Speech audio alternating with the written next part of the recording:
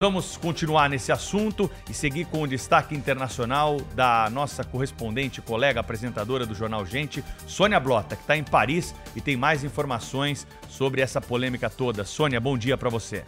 Um ótimo dia para você, Pedro, para todos que acompanham o Jornal Gente. Como você bem pontuou, o chanceler israelense Israel Katz volta a cobrar desculpas de Lula sobre sua declaração a respeito da comparação entre Israel e o regime nazista e perguntando se era necessário lembrar a Lula que Hitler havia feito, o que Hitler havia feito a 6 milhões de judeus, e chamou a comparação, como você bem disse, de promíscua e delirante, uma vergonha para o Brasil. Bom, além disso, o perfil oficial de Israel na Rede X, que é administrado pela chancelaria israelense, disse que Lula negou o Holocausto, um evidente exagero do governo israelense.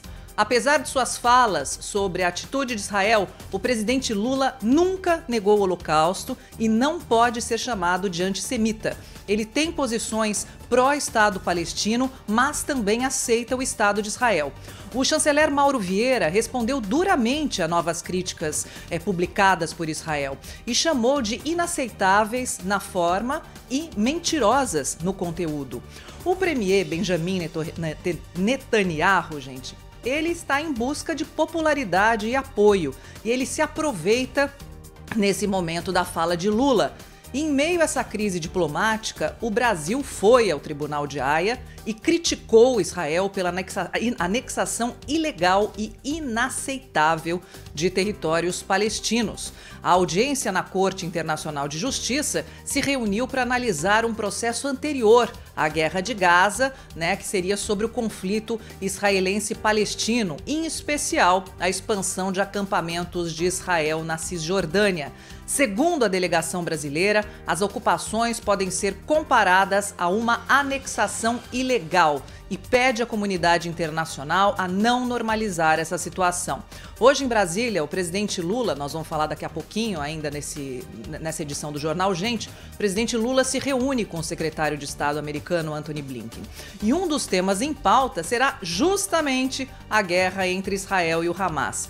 Lula vai mostrar o total descontentamento com o conflito e vai cobrar dos Estados Unidos um acordo para o cessar-fogo na região. Aliás, ontem, Washington vetou novamente uma proposta de resolução no Conselho de Segurança das Nações Unidas sobre a guerra, bloqueando a exigência de um cessar-fogo humanitário imediato. Claro que os atos do Hamas foram abomináveis e atingiram o coração da sociedade israelense naquele triste 7 de outubro. Aliás, mais de uma centena de reféns ainda estão no poder do Hamas. Por outro lado, a reação do Estado israelense é desproporcional e exagerada. Um Estado que se diz democrático e parte da comunidade internacional não pode cometer as atrocidades que vem cometendo. A faixa de Gaza é hoje um grande cemitério com milhares de mortos e com a infraestrutura totalmente destruída. Ao caçar os terroristas do Hamas, estão morrendo civis. Crianças, mulheres, homens, jovens e velhos. Na faixa de Gaza viviam pouco mais de 2 milhões de palestinos e hoje a situação é dramática. Faltam remédios, faltam hospitais, falta comida. Muitos já estão morrendo devido às condições precárias no local. Uma situação humanitária muito grave. Além disso, muitos palestinos estão sendo mortos na Cisjordânia por extremistas israelenses que querem suas casas e territórios. Alguns já sofrem sanções da comunidade internacional. Terras palestinas são sistematicamente tomadas por Israel. E a maior parte dos países do mundo está preocupada com essa situação. E nações pressionam Israel para um cessar-fogo. O Brasil está deste lado. E agora nós vamos a Brasília com o